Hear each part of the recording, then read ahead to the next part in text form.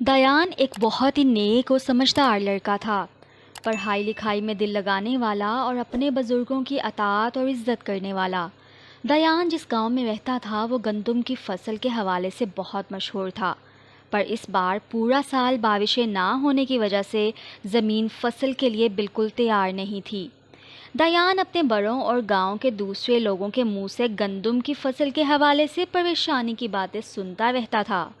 ایک دن دایان کے ابو اس کی امی سے بات کر رہے تھے کہ گھر کی مرمت کے لیے انہوں نے قرض لیا تھا اور فصل کی کٹائی پر ادائیگی کا وعدہ کیا تھا، پر بارشیں نہ ہونے سے نہ تو اچھی فصل کی کوئی امید ہے، تو پھر دایان کے ابو قرض کی ادائیگی کے لیے بہت پریشان تھے۔ اب دایان اپنے ابو سے بے پناہ محبت کرتا تھا۔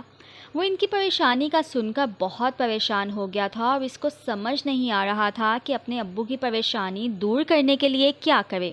اسی پریشانی میں وہ قرآن کا سبق پڑھنے مسجد چلا گیا۔ مولوی صاحب نے سبق سنتے ہوئے دایان کی بے دہانی خاص طور پر محسوس کی۔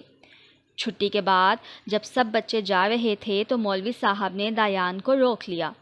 سب بچوں کے جانے کے بعد مولوی صاحب نے دایان سے پوچھا کہ بیٹا کیا بات ہے، آج تم کس سوچ میں گم تھے؟ دایان نے ان کو ساری بات بتائی۔ مولوی صاحب شفقت سے مسکرائے اور بولے، میں خوش ہوا کہ تم اپنے ابو کی پریشانی پر ان کے لیے اتنے پریشان ہو گئے، تم ایک اچھے بچے ہو۔ دایان بولا کہ مولوی صاحب میں کیسے اپنے ابو کی پریشانی دور کروں؟ مولوی صاحب نے کہا، بیٹا انسان کی اوقات ہی کیا ہے کہ وہ کچھ خود کر سکے، جو رب آزمائش ڈالتا ہے وہی اس کا حل بھی نکالتا ہے۔ دایان بیٹا تم اللہ سے اپنی پریشانی کا حل مانگو اور پورے یقین سے مانگو، اللہ اپنے بندوں کی ضرور سنتا ہے۔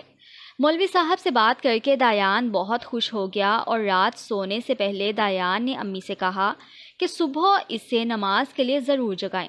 صبح اس نے دل لگا کر نماز پڑھی اور پورے خلوص سے اللہ تعالیٰ سے اپنے ابو کی پریشانی کے لیے دعا مانگی اور بارش کا انتظار کرنے لگا۔ پورا دن گزر گیا پر بارش نہ ہوئی، پر دایان ہر روز لگاتار نماز ادا کرتا رہا اور دعا مانگتا رہا۔ کافی دن گزر گئے۔ دایان ایک بار پھر مولوی صاحب کے سامنے اپنی پریشانی لے کر گیا۔ مولوی صاحب بولے، دایان بیٹا اپنا یقین ٹوٹنے مت دینا، بعض اوقات اللہ کو اپنے بندوں کا مانگنے کا انداز اتنا پسند آتا ہے کہ اللہ چاہتا ہے کہ میرا بندہ بار بار مانگے۔ اگلی صبح دایان پھر پورے دل سے نماز کے لیے کھڑا ہوا اور نماز کے بعد دعا کے لیے ہاتھ اٹھائے۔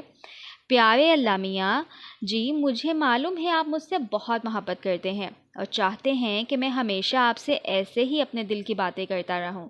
اللہ میاں جی، میں اپنے ابو کے لیے بہت پریشان ہوں اور اگر اس سال ہماری گندم کی فصل اچھی نہ ہوئی تو میرے ابو اپنا وعدہ پورا نہیں کر سکیں گے۔ اللہ میاں جی، آپ تو اپنے بندوں کی ہر جائز خواہش پوری کرتے ہیں نا، پلیز میری یہ دعا پوری کر دیں، بارش برسا دیں، میں ہمیشہ آپ کا اچھا بندہ بن کر رہوں گا۔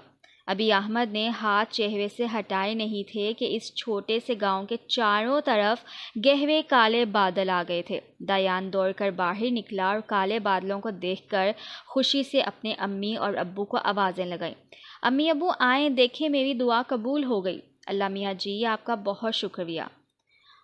آئی لو اللہ میاں جی۔